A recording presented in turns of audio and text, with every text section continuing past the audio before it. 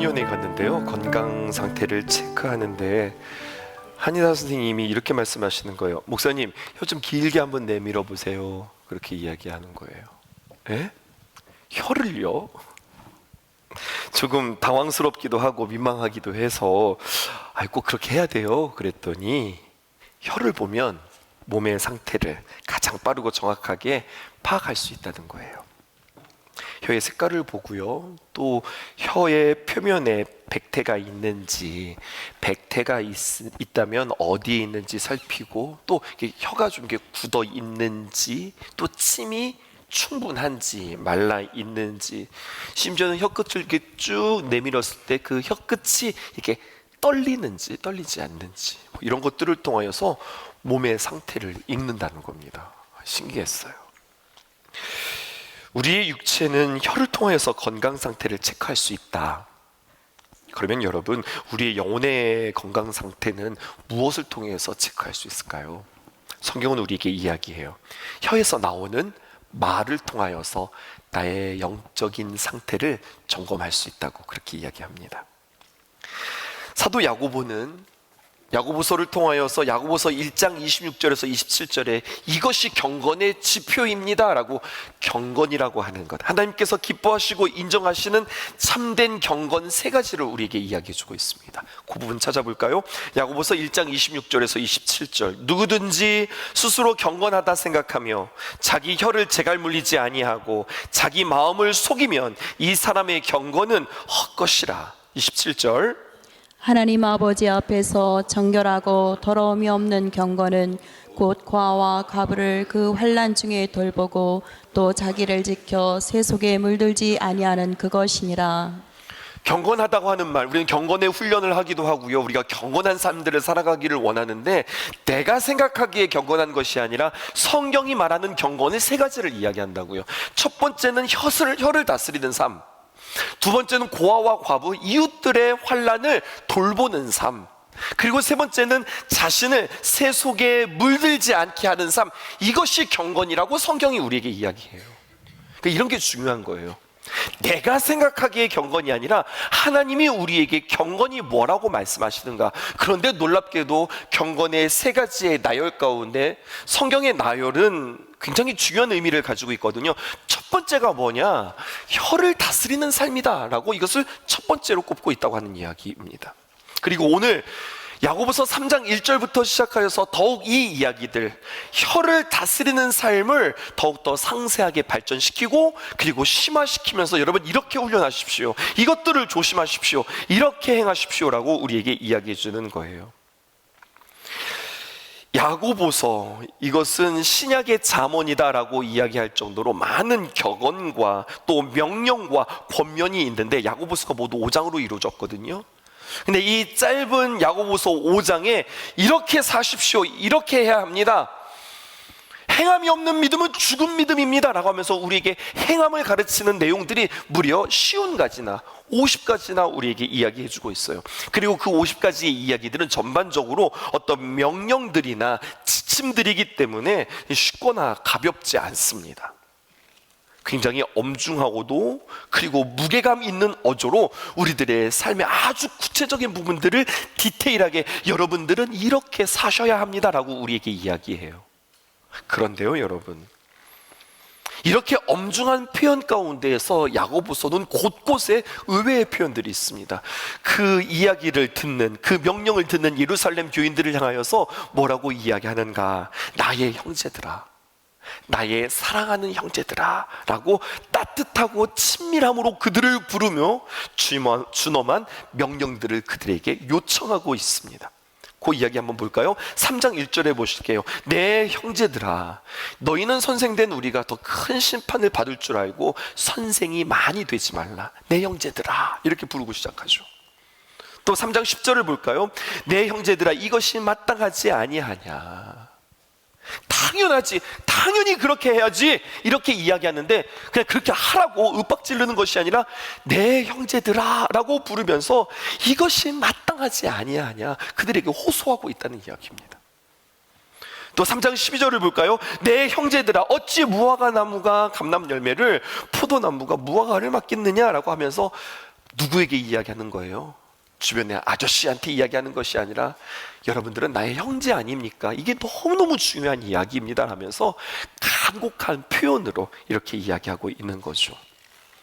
그러니까 예루살렘 교인들을 향한 그의 요청들이 때로는 준엄하고 경직될 수밖에 없는 그러한 딱딱한 어조들일 텐데, 이게 우리에게 참 감동으로, 또 이것이 우리에게 따뜻하게 들려오는 까닭은 야고보서 중간중간에 이 야고보 사도는 예루살렘 교인들을 향하여서 내 형제들아, 내 사랑하는 형제들아, 내 형제들아 부르면서 그 준엄함이나 확고함이 그냥 단순히 어떤 정보들을 나열하는 것이 아니라 그게 지금 가슴에서 나오는 이야기인 겁니다. 말은 무서운데 그 말에 느껴지는 그 온도는 참 따뜻하더라는 이야기예요. 우리도 마찬가지입니다. 오늘 주님께서 우리에게 요청하시는 이 말씀, 언어의 영성, 이 단어가 오늘 여러분들의 마음 가운데 새겨지기를 원합니다. 그리고 성령께서 말씀하시는 준엄하면서도 따뜻한 이 간절한 호소에 경청하고 그 걸음에 함께 걸어가실 수 있는 저와 여러분 되었으면 참 좋겠습니다. 첫 번째, 뭐가 문제일까요? 성경은 우리에게 이야기합니다. 말이 많은 게 문제입니다. 오늘 1절 말씀 함께 읽어보실까요? 함께 읽어보십시다. 시작. 내 형제들아, 너희는 선생된 우리가 더 큰 심판을 받을 줄 알고 선생이 많이 되지 말라. 오늘 보면 1절에 보면 말을 많이 할 수밖에 없는 선생님들의 위험함에 대하여서 말씀하고 있습니다. 우리 교회도 선생님들이 많으신데요, 선생이 많이 되지 말라라고 말하고 있는 거예요. 이 말씀에 오해하지 않기를 바라요. 우리의 삶에 선생님들은 반드시 필요합니다. 특별히 요즘 같은 시대일수록 참된 선생님의 존재는 단순히 중요성을 넘어 시대를 깨우고 시대를 바르게 세우는 중체대한 역할들을 선생님들이 감당하는 겁니다. 그 선생이라고 하는 것이 학교에 계신 선생님들만으로 한정짓지 않기를 바랍니다. 선생, 다른 말로 말하면 무엇일까요? 어른 아닐까요? 선생님들은 누구일까요? 지식을 전달하고 가르치는 역할을 넘어 저는 가르치다와 가리키다라고 하는 말, 가르치다 teaching과 가리키다 indicate라고 하는 말을 구분하고 싶습니다. 단순히 전달하는, 가르치는 역할을 넘어 삶의 방향을 비추고 가치를 세워주면서 이렇게 가르칠 줄 아는, 나의 삶이 그들에게 좌표가 되어지는 그러한 사람들이 바로 어른이고 선생이라고 하는 겁니다. 사도 야고보가 언급하고 있는 바, 야고보서에서는 선생님이 필요 없다고 하는 말이 아닙니다. 선생님이라고 하는 그 위치, 그 역할, 그 직임이 가지고 있는 위험성이 있다는 거예요. 아니, 선생님들이 뭐가 위험하다는 거예요? 위험합니다. 뭐가 위험할까요? 선생님들에게는 특징이 있거든요. 선생님들은 누구입니까? 어른들은 뭐 하기를 좋아합니까? 가르치기를 좋아합니다. 가르치다 보니 어쩔 수 없이 많은 말들을 할 수밖에 없습니다. 많은 말들을 할 수밖에 없는 그 상황을 야고보 기자는 뭐라고 이야기하냐? 그만큼 위험에 노출되어져 있습니다 라고 이야기하는 거예요. 인류 역사상 요즘처럼 말이 많고 말이 빠르고 말이 범람하는 시대가 없었습니다. 모두가 한 손에 스마트폰을 가지고 있어요. 그러면 거기 SNS에 얼마나 많은 말들이 넘쳐나는지 모르겠습니다. 여기 젊은이들도 함께 있는데요, 요즘 젊은이들 사이에서 셋로그라고 혹시 아세요? 일상을 함께 기록하는 소셜 브이로그 앱입니다. 이게 유행입니다. 친구들과 하루를 나누어 찍으면 자동으로 하나의 브이로그가 되어지는 그러한 어플이에요. 그러니까 친구들과 방을 하나 만드는 거예요.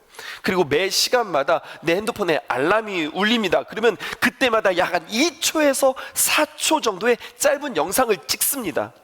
그러면 하루가 지나면 이 영상들이 자동으로 합쳐져서 하나의 브이로그 영상이 완성되어지는데, 그런데 특이한 점은 무엇이냐? 그냥 있는 그대로 기록하고 꾸밀 필요도 없고 편집도 필요 없고 필터도 필요 없습니다.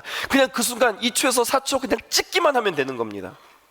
그러면 각자의 하루가 동시에 기록되고 같은 시간 다른 공간의 삶이, 너와 나의 삶이 한 화면에 보이게 되어지는 거예요.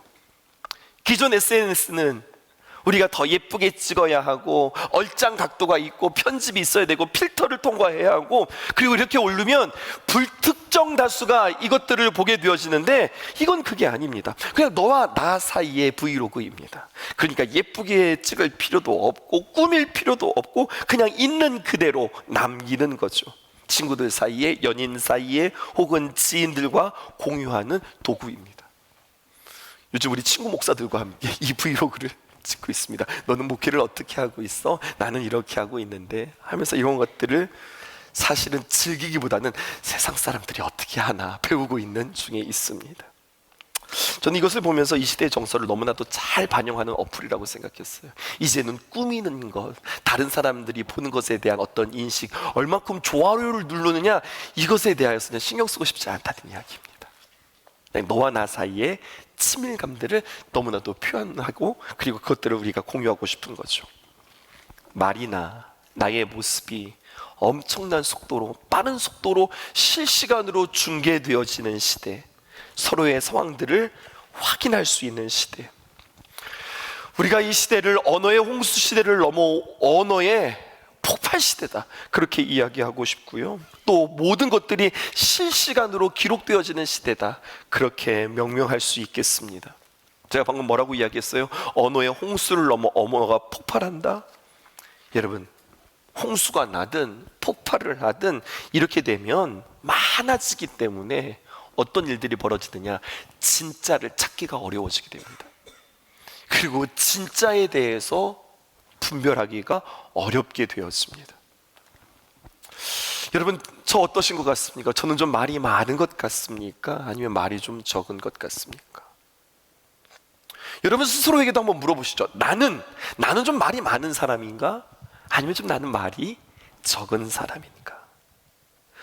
우리가 말하는 것에 대해서, 말을 많이 하고 있다면 그 위험성에 대해서 우리는 진지하게, 그리고 다시 한번 심각하게 한번 생각해 볼 필요가 있겠습니다.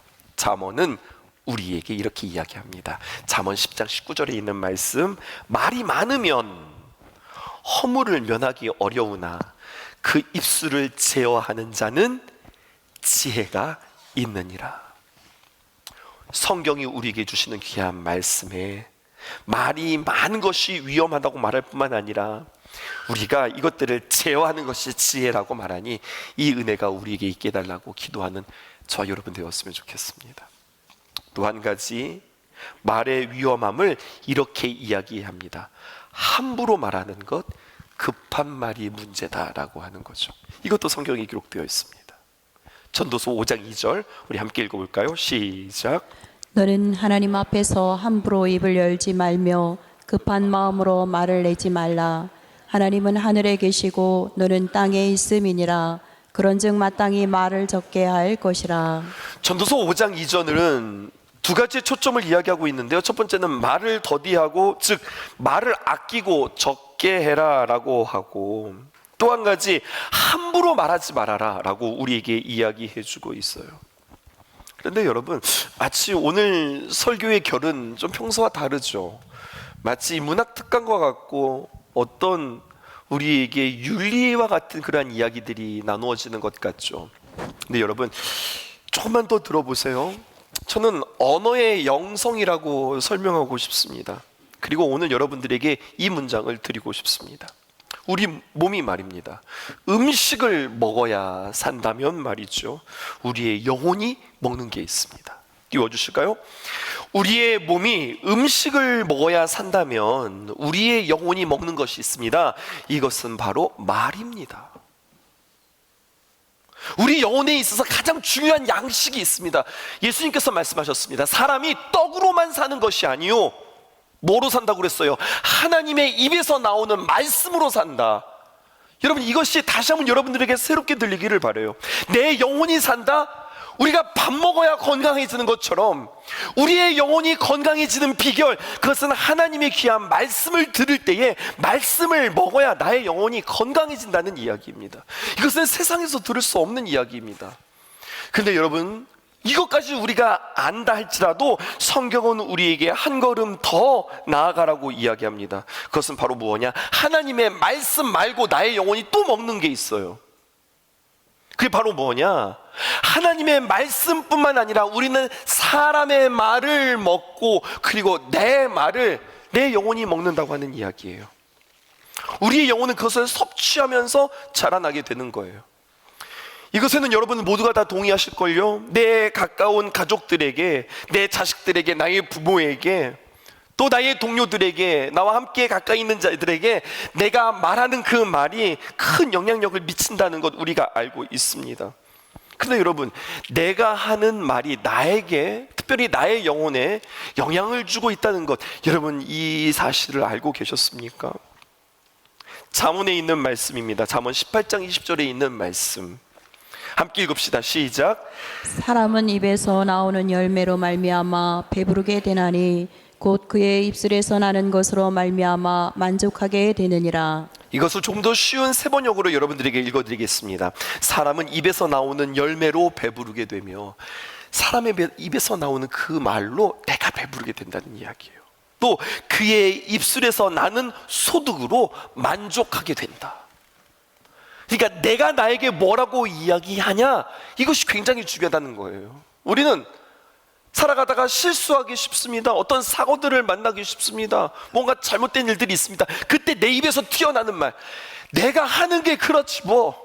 여러분, 내가 내 자신에 대해서 그렇게 이야기하는 거예요. 어쩐지 요즘 잘 된다 그랬어. 어쩐지 요즘 뭔가 잘 풀린다 그랬어. 그러면 그렇지. 나의 인생을 어떻게 정의하는 거예요? 나는 안 되는 인생, 나는 막히는 인생, 나는 뭘 잘할 수 없는 인생으로 나를 그렇게 정의하는 겁니다. 놀랍게도 시편의 기자는 이 원리를 알았습니다. 그래서 자신의 영혼이 낙심될 때마다, 자신이 움츠러들 때마다 큰 소리로 선포하며 자신의 영혼을 자신이 깨웁니다. 시편 42편 11절에 있는 말씀, 내 영혼아 내가 어찌하여 낙심하며 어찌하여 내 속에서 불안해하는가? 너는 하나님께 소망을 두라. 나는 그가 나타나심으로 말미암아, 그가 나타나 도우심으로 말미암아 내 하나님을 여전히 찬송하리로다.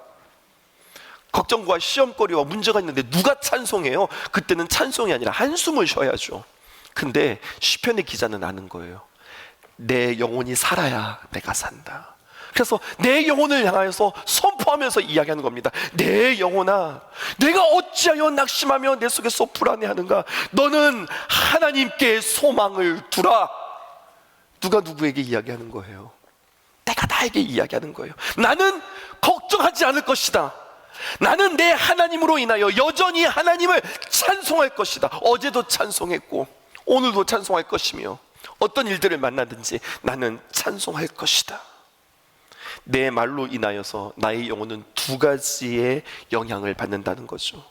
내 말로 인하여서 내 영혼이 약해지기도 하고 빈곤해지기도 하고 더러워지기도 하고 억압받아지기도 하고 두려움에 떨기도 하고, 또 내 영혼을 향한 그 말로 인하여 나의 영혼이 고양되기도 하고 강건해지기도 하고 경건해지기도 하고 평화로워지기도 하고 깨끗해지기도 하고.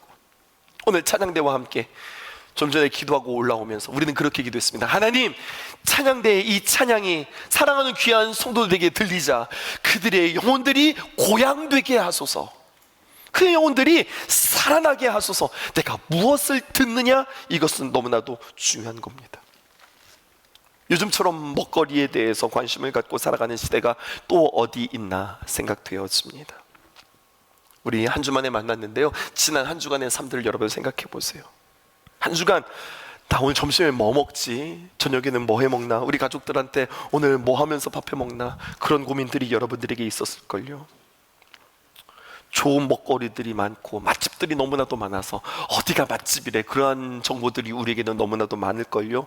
뿐만 아니라 먹거리에 대해서 요즘 워낙 불안해서 더 건강한 것, 더 깨끗한 것, 더 유기농, 이런 것들을 찾아서 무엇을 내 입에 넣을까, 이것이 초미의 관심사 아닙니까? 그런데요 여러분, 지난 한 주간 내 입에 넣는 것을 그렇게 고민했는데 내 입에서 나오는 말들에 대해서 얼마나 여러분들 생각하시고 고민하셨을까요? 내가 먹는 것에 대해서 그렇게 신중하고 심사숙고하셨는데 내가 하는 말들에 대해서 얼마나 신중하게 선택하셨을까요? 오늘 집을 나서면서 나 오늘 점심에 뭐 먹을까? 오늘 저녁에는 뭐 해 먹을까를 생각했는데, 나는 오늘 집에 나서면서 나는 오늘 하루 어떤 말을 내놓을까? 더 나아가 오늘 하루를 살아가면서 만나는 이들에게 얼마나 좋은 선한 영향력들을 흘려보낼까? 내 영혼들에게 뿐만 아니라 그들에게 어떻게 하면 살릴 수 있는 말들을 할까? 이런 고민들이 여러분들에게 있었을까요? 여러분, 사람들은 말을 뱉는다고 합니다. 말을 많이 합니다. 그런데 오늘 말씀을 보면 이렇게 정의할 수 있습니다. 말은 뱉는 것이 아니라 빚는 겁니다. 말은 우리의 지성과 감성과 그리고 영성으로 빚어내는 작품입니다. 다듬을수록, 우리의 정성을 쏟을수록 우리의 말은 멋진 작품이 되어지는 겁니다. 오늘 말씀 준비하면서 그럼 우리 예수님은 어떻게 말씀하셨을까를 생각했습니다. 우리 신성의 영성을 어떻게 정의했습니까? 영성이란 예수님을 알고 예수님을 닮고 그리고 예수님을 전하는 것. 여러 가지 영성에 많은 정의들이 있지만 우리 신성에서는 이렇게 영성을 정의했어요. 그러면 예수님을 닮고 라고 하는 부분에서 우리 예수님은 평소에 어떻게 말씀하셨을까? 예수님의 말에는 단호함도 있었고요, 또 위로도 있었고 긍휼의 말씀도 있었는데 그 어쪽, 그 말투, 그 속도는 어땠을까? 그리고 그 주님을 닮을 수 있는 저와 여러분들 되었으면 좋겠습니다. 말을 하는 것도 중요하지만 그 누군가의 말을 듣는 말 그릇도 중요합니다. 내 말그릇이 너무나도 작아서 그 사람의 말을 온전히 다 담지 못해요. 그 사람이 무슨 말을 하는지 몰라요. 언제나 내 말그릇이 작아서 그 사람의 말을 오해하기도 해요. 이것들도 다시 한번 점검할 수 있었으면 좋겠습니다. 뭐가 문제라고요? 말이 많은 게 문제다. 급하게 말하는 것, 함부로 말하는 것이 문제다라고 한다면 마지막 세 번째, 우기는 말이 문제입니다. 빠른 말, 급한 말 우리가 멀리해야 하지만 한 가지 더, 우기는 말 멀리 하셨으면 좋겠습니다. 어떤 사람은요, 말을 하는데 참 뜨겁게 합니다. 말을 뜨겁게 합니다. 자신이 주체하지 못할 막말들을 막 다 쏟아냅니다. 그 말에 디게 생겼습니다. 자신이 하고 싶은 말 하나도 남김없이 다 쏟아놔야 직성이 풀립니다. 그리고 나중에는 꼭 이렇게 이야기합니다. 그래도 나는 뒤끝은 없어. 가서 이야기해주고 싶습니다. 뒤끝 없으면 뭐하나, 다 죽었는데. 여러분, 그 뜨거운 말에 다 죽었어요. 근데 난 뒤끝이 없어. 어떤 사람은 너무 고집이 셉니다. 자기가 틀렸다는 말, 자신이 잘못했다는 말 절대로 안 합니다. 아니, 절대로 못 합니다. 누가 봐도 틀린 말인데 자꾸 자기가 맞다고 우기는 거예요. 안중근 의사, 자꾸 의사라고 이야기하는 거예요. 심지어는 외과 의사라고 이야기해요. 몽고 반점 중국집이라는 거예요. 몽고 반점은 중국집이다. 나 거기 가봤다. 그렇게 우기는 거죠. 여러분, 의학새가 새라고 우겨대는 사람들이 있습니다. 원래 의학새는 여러분 억새의 방언이거든요. 그런데 고집 부리면서 이렇게 이야기해요. 까마귀는 깍깍 울고 참새는 짹짹 울고 의학새는 으악 슬피 운다고, 내가 그거 들어봤다고 그렇게 고집 부리면서 이야기해요. 만약에 말이죠, 분명 나에게 정해진 시간들은 우리에게 있는데 내가 남은 평생 내가 하는 말들을 나의 지성과 감성과 그리고 영성으로 빚어내요. 내가 살리는 말 해야 되겠다. 거창합니까? 이러면 되는 겁니다. 그 사람에게 가서 내가 기분 좋은 말 해줘야 되겠다. 그 사람에게 용기 주는 말 해야 되겠다. 그 사람에게 일으켜 세울 수 있는 말 했으면 좋겠다. 이러한 다짐들로 하나님 앞에 기도할 수 있다면 얼마나 좋을까요? 한 주간 이렇게 살아보면 어떨까요? 지내다 보면 이런 거 있습니다. 목사님, 이거 어떻게 해야 될까요? 어떻게 생각하세요? 이렇게 저에게 물어보시는 분들이 있습니다. 그러면 친절하게 잘 대답해 주면 됩니다. 그런데 문제는 뭐냐면, 누가 물어보지도 않았는데, 부탁하지도 않았는데, 요청하지도 않은 일들에 대해서 자꾸만 참견합니다. 이걸 가지고 오지랖이 넓다고 이야기하는 겁니다. 근데 여러분 그거 아세요? 나이가 들수록 이 오지랖을 절제하지 않으면 이것은 자꾸만 커집니다. 어떤 일이나 문제에 대해서 요청받지도 않았는데 왜 그렇게 거기다가 말을 더 더할까요? 성경은 이것을 그냥 그 사람의 특성이라고 이야기하지 않고 그 안에 내면에는 두 가지의 배경이 있다고 이야기해요. 첫 번째, 내가 그 문제에 대해서 내가 그거 알아. 내가 그거 알아. 자신이 안다고 하는 지적 우월감이 그 안에 있다는 거예요. 두 번째는 그 문제에 대해서 내가 그거 해결해 줄 수 있어. 할 수 있다는 거예요. 내 존재의 중요성, 내 존재감을 은근히 과시하고 나의 존재감을 나타내고자 하는 욕구가 그 안에 있다는 거예요. 뭐가 있다는 거예요? 내가 그거 알아. 또 내가 그거 할 수 있어. 여러분 이게 뭔 줄 아세요? 내가 안다, 내가 할 수 있다. 전지전능이란 말입니다. 이건 누구의 몫입니까? 이건 하나님의 몫입니다.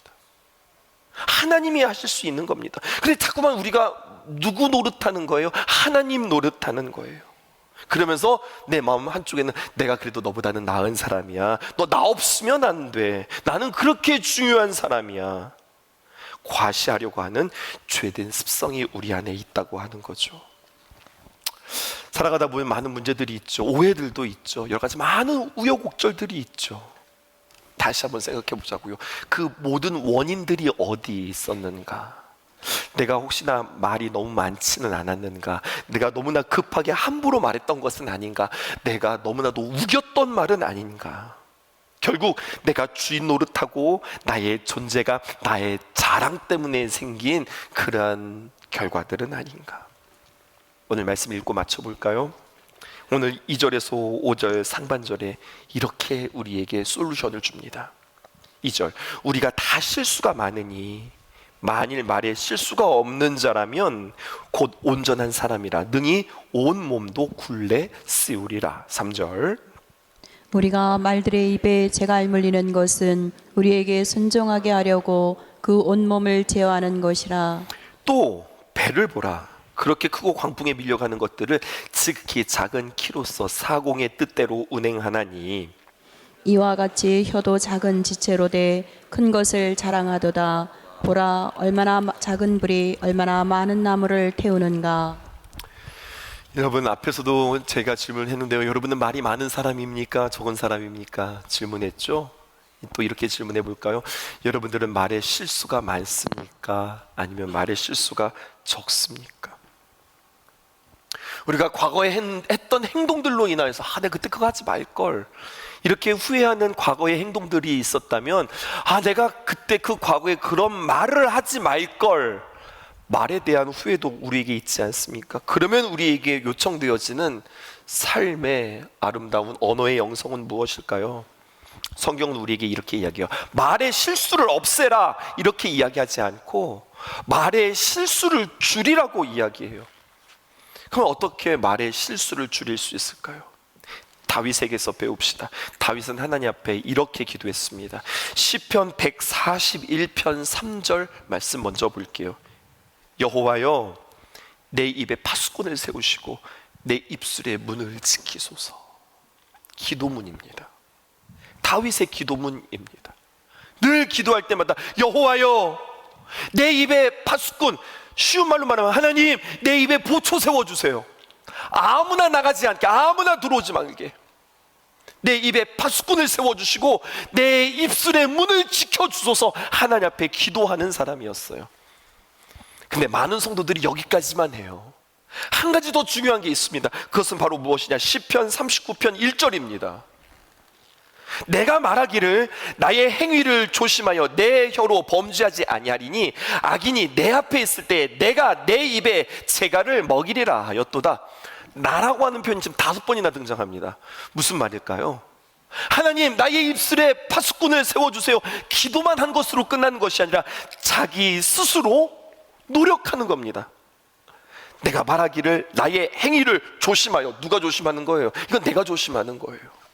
내 혀로 범죄하지 아니하리니 만약에 악인이 내 앞에 있을 때에 내가 싫어하는 사람이 있을 때, 내가 못마땅한 사람이 있을 때 그때 내가 따다다다다닥 이야기하는 것이 아니라 내가 내 입에 재갈을 먹이리라. 하나님께서 행하실 일들을 나는 기대하리라.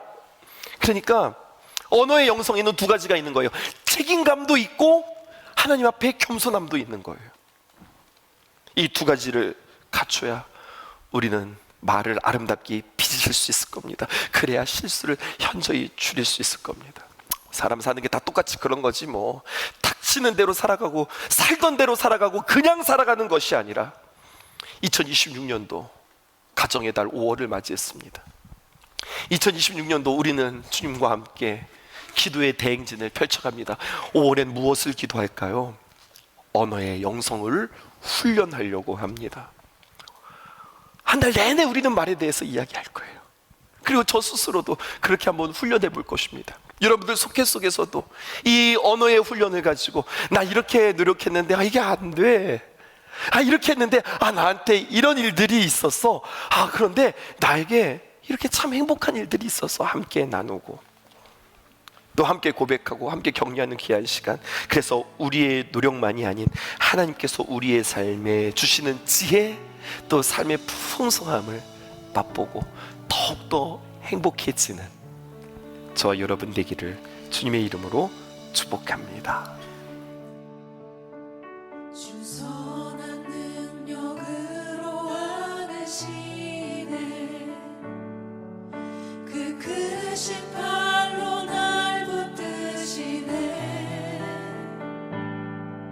저를 밤속에도 흔들리지 않고 사랑하는 주 얼굴 구하리 주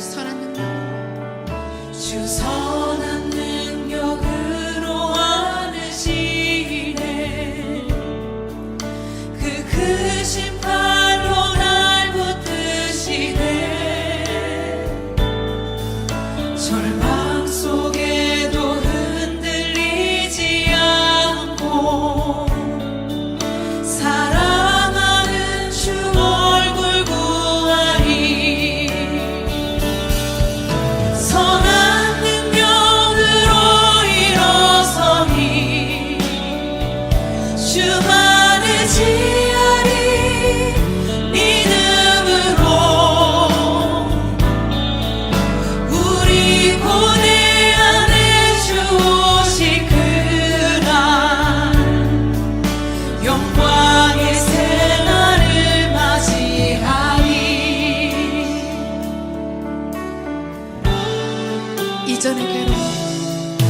이전의 괴로움 날 애워싸고 고난의 길을 걷는다 해도 주님께 모두 맡기누리 영혼 끝내 승리의 날을 맞으리 선한 능력